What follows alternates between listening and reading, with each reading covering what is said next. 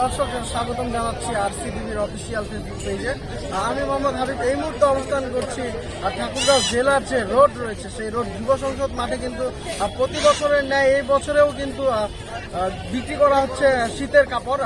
তো উত্তরের জেলা ঠাকুরগাঁও কিন্তু হিমালয় পাদদেশে হওয়ার কারণে কিন্তু সর্বপ্রথমে এই উত্তরের জেলাগুলোতে কিন্তু শীত আসে এবং সর্বশেষে শীত যায়। আমরা যদি দেখাই যে ঠাকুরগাঁয়ে কিন্তু শুরু হয়েছে শীতের কাপড় কেনা বেচা। আমরা যদি দেখাই যে দেখছেন প্রতি বছরের মতো এই বছরেও ঠাকুরগাঁও রোড যে যুব সংসদ মাঠ রয়েছে সেই যুব সংসদ মাঠে কিন্তু কাপড় বিক্রয় শুরু হয়েছে। আমরা যদি জানাই এখানকার কয়েকজন ক্রেতা বিক্রেতাদের সাথে কথা বলেছি, তারা আমাদের জানিয়েছেন যে গত বছরের মতো কিন্তু এই বছর তাদের বিক্রয় হয়েছে, তবে গত বছরের তুলনায় এই বছর কিছুটা হলেও বেশি হয়েছে। গত বছর তাদের দোকান ছিল প্রায় একটু অফসাইডে, তবে এই বছর রয়েছে সামনে, তার কারণে তাদের একটু বেচা কিনা আগের থেকে একটু বেশি হয়েছে। আমরা একজন বিক্রেতার কাছে জানবো যে আপনার এই যে গত বছরের তুলনায় এই বছরে বেচা কিনা কেমন, আপনারা কি মনে করছেন যে গত বছরের থেকে এবছর আপনাদের লাভ কেমন হচ্ছে, বা এই যে শীত যে পড়েছে এতে আপনাদের ঠান্ডা কেমন বেড়েছে? মোটামুটি তাপমাত্রা আজকে তাপমাত্রাটা মোটামুটি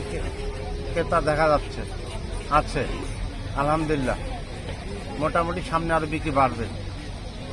আমরা একজন ক্রেতার কাছে, আপনি এই যে এখানে শীতের কাপড় নিতে এসেছেন, নিতে এসে আপনার কেমন লাগলো বা আগের তুলনায় এবছর দাম কেমন?